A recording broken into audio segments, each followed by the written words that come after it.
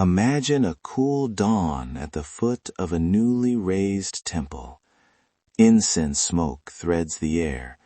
Elders chant a list of names, and a priest speaks the date aloud so the gods and the villagers alike will remember it. How do we, 9 centuries later, know what that priest said? How did the Khmer count days, mark a king's years, or fix the moment a temple came into being? In today's episode, we're exploring Khmer time, the systems of regnal years, lunar solar calendars, and inscription formulas that turned events into lasting memory. We'll look closely at Angkorian inscriptions, temple foundation notices, and the practical rhythms of rice seasons and ritual life. The layers matter here. What seems like a date is often a claim, a memory, and a piece of political theater all at once. Welcome to Ancient Echoes, where we dive deep into the heart of Cambodian culture and history. I'm your host, Samnang Bradley.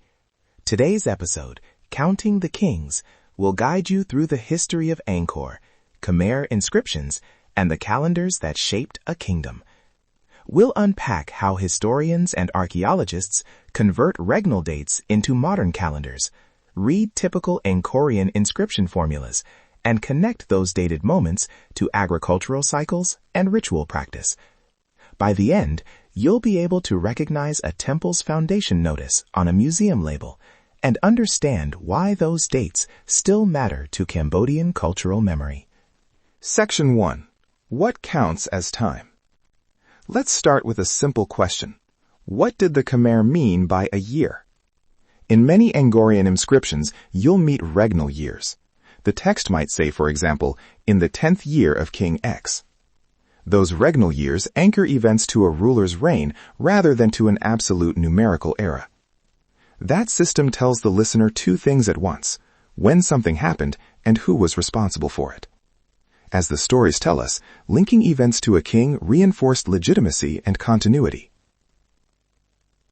But regnal dating sits beside era systems. Some inscriptions use eras derived from older Indic calendars or local epochs. Labels that sound unfamiliar unless you know the conversion. Add lunar solar reckoning, intercalendar months, and regional astronomical markers, and you begin to see why converting a date from stone to our Gregorian calendar is detective work. The evidence shows us that these choices mattered practically. The timing of foundation rituals, harvest festivals, and coronations all depended on the same shared calendaric language. What emerges here is a timekeeping world that is both political and personal. A king's reign frames public memory, while seasonal cycles frame everyday life. Let's unpack that with a concrete image. Picture an inscription that announces a temple foundation and reads, "On the 3rd waning of Karthika in the 6th regnal year."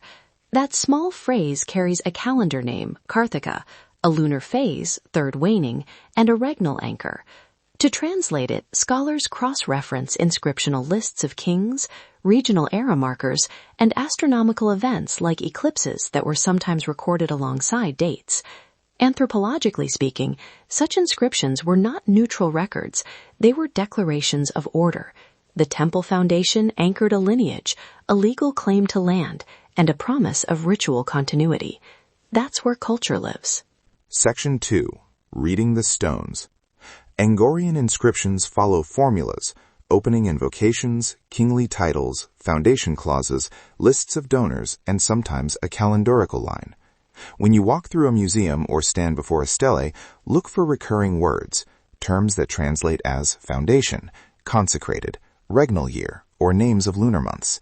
In many cases, inscriptions include what we call a prashasti, a praise passage that frames the date as part of the king's glorious narrative. Converting these dates requires careful steps. First, identify the calendar words, then the regnal year and the king named. Next, consult epigraphic corpora that list kings and their estimated reigns. Finally, where possible, match a unique astronomical event recorded nearby. Scholars also use letter forms and language changes, paleography, to narrow a date range. But let me be honest, sometimes the inscription gives us a range, not a single day. We present those ranges as part of the historical conversation, not as failures. The research tells us that precision matters for building timelines, but context, why someone set a date, matters just as much. Reading inscriptions aloud in your head brings them to life. Try this imagined translation. By royal command, in the 12th year of the glorious Lord, this shrine was founded to secure merit for the family and to assure the rice field's bounty. You can hear how temporal claims, tied to kingship and to agricultural well-being, shape the meaning. The cultural significance is clear. Dating a foundation was a ritual act of making the future predictable. That predictability mattered for ritual schedules, temple upkeep, and community obligations. Section 3. Calendars, Astronomy, and Agriculture. The Khmer used lunar solar calendars that interwove moon phases with solar seasons, an obvious fit for a society organized around rice cycles. Festivals, plowing ceremonies, and water rituals were timed to ensure good harvests. Astronomy also played a role. Eclipses and notable planetary positions could be recorded in inscriptions and sometimes provide anchor points for modern dating. For the historian, the agricultural calendar is as important as the king list. Knowing when the wet season begins or when a certain festival falls helps explain why a foundation happened in a particular month.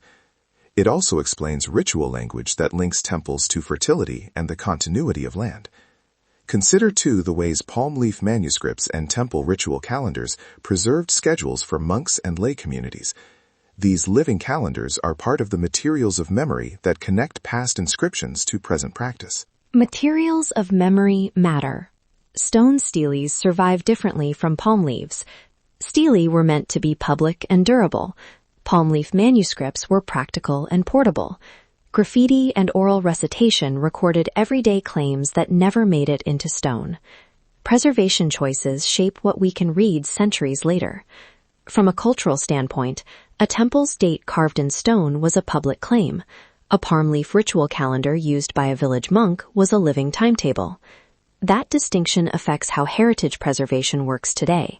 Conservation of inscriptions protects public memory, while community programs help keep ritual calendars alive in practice. Practical tips for listeners and heritage travelers. When you visit Angkor or a museum, scan plaques for words like regnal year, foundation, or names of lunar months. If a guide says, built in the reign of King so-and-so, ask whether that's a regnal date or a modern approximation.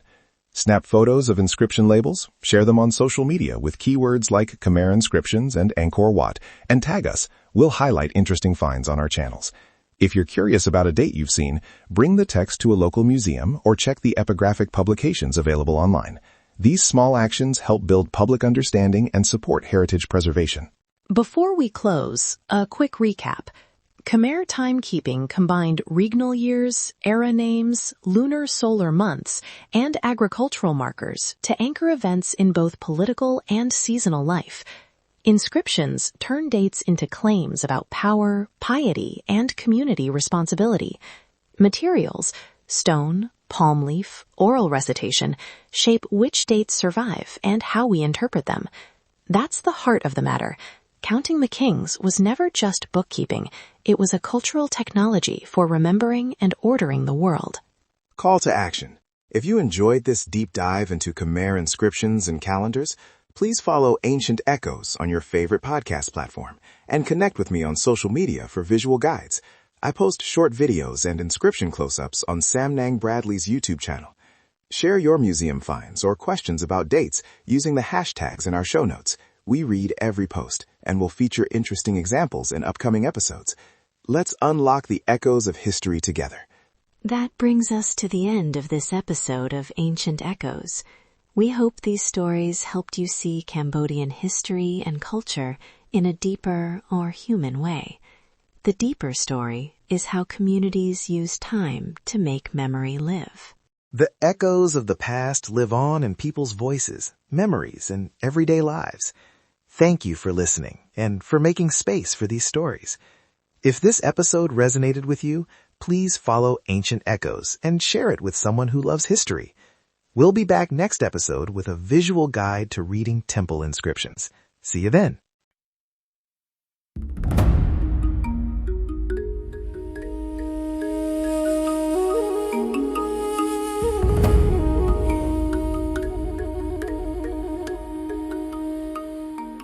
quiet of night, I whispered my plea, holding her close, hoping for her decree.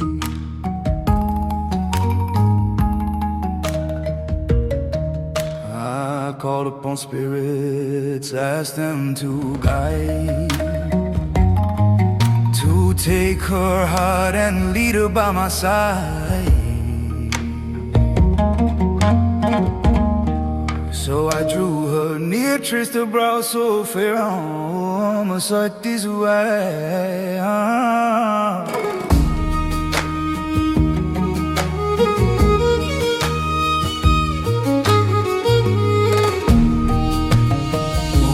Sacred power, Swahai, mighty spirit awaken. By the master's right, let her heart be gently taken. Let her follow me now by vow and by sign. I hear these words, oh teacher, witness this plea. Oh, my sacred power, Swahai.